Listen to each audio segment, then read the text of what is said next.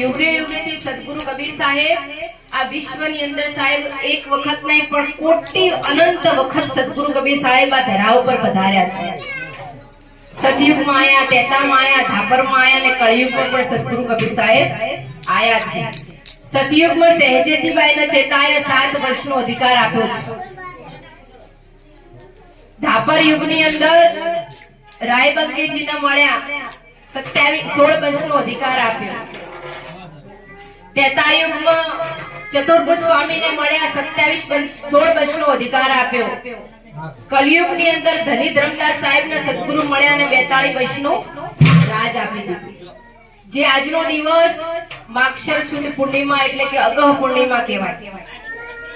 વચન વંશ મુક્તામણી નામ સાહેબ આપણે તો બધા કબીરપંથી છીએ તો આપણે જે વંશાવલીની અંદર નામ આવે છે એની અંદર પહેલું નામ આવે છે કે વચન વંશ મુક્તામણી નામ સાહેબ અને પછી બાકીના બધા નામ આવે સુદર્શન નામ સાહેબ, કુલપતિ નામ સાહેબ, પ્રમોદગુરુ બાલાપીર નામ સાહેબ, કેવલ નામ સાહેબ, અમોલ નામ સાહેબ। જે આપણી વંશાવલી છે વંશ ઘરની એની અંદર તમે સાહેબ જે શબ્દ આવે છે વચન વંશ જે સદગુરુ કબીર સાહેબે વચનથી વંશને પ્રગટ કરેલો છે। જે આજનો દિવસ છે અગર પૂર્ણિમા એટલે કે માગશર સુદ પૂર્ણિમાના દિવસે સદગુરુ કબીર સાહેબે વચન વંશને પ્રગટ કરી અને આ સંસારને જીવોને કાળના ફંદામાંથી મુક્ત કરવા માટે વંશ ગાદીની સ્થાપના માટે વચન વંશને સાહેબ પ્રગટ કરવામાં આવ્યા। ધની ધર્મદાસ સાહેબ અને આમીર માતા સાહેબાની સાહેબ આયુષ થઈ ગઈ 70 વર્ષની અને જ્યારે સદગુરુ કબીર ભેટ્યા खोजत खोजत तुमको पाया सकल भंडार में खोल बताओ धर्मदास तुम बड़ विवेकी तुमरे गढ़ बुद्धि में देखिए पूरो भंडार ज्ञान नो એટલે કે सकल भंडार ज्ञान नो ધની ધર્મદાસ ને આમીન માતા ને સાહેબ સોંપી દીધો। પણ સંસારના જીવો કાળના અંદર ફસાયેલા હતા।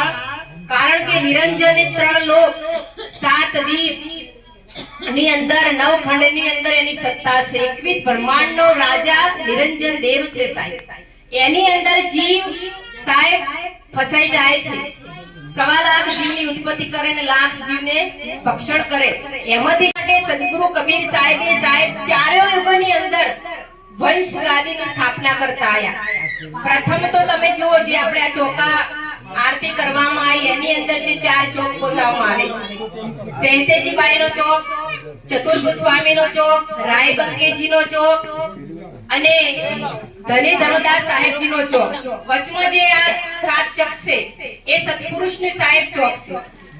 તો જે ચોકાનો મહિમા છે આ કોઈ સાકારી ભક્તિ નથી, આ એક નિર્ગુણ ભક્તિ છે।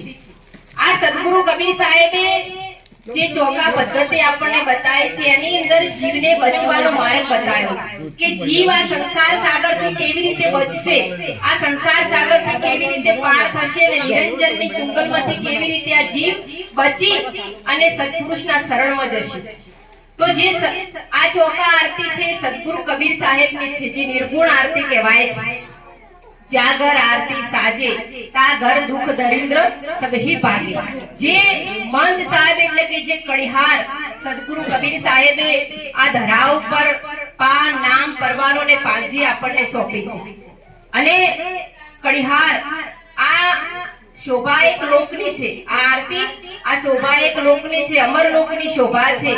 આ ગાદી ઉપર પૂરો અંશ બેસી શકે અને વંશ બેસી શકે। અને જે સદગુરુ કબીર સાહેબે જે પંજા પરવાના આપે છે મહંતોને કડિહારને એને જેને અધિકાર મળે છે ચોકા આરતી કરવાનો જે વંશ ઘરનો એ સાહેબ આ ચોકાને નીતિ નિયમ વિધિ પૂર્વક જે તત્વ ભેદી હોય એ મંત સાહેબ આ ચોકા વિધિ કરી શકે છે। કારણ કે તત્વ ભેદ સિવાય આ ચોકા સંપૂર્ણ થતી નથી। જો પૂરો ભેદી હોય તત્વ હોય સારના ભેદને જાણતો હોય કારણ કે આ ચોકા એક કોઈ હવન નથી કે ગમે તે કોઈ બીના ઘરે આપણે કરી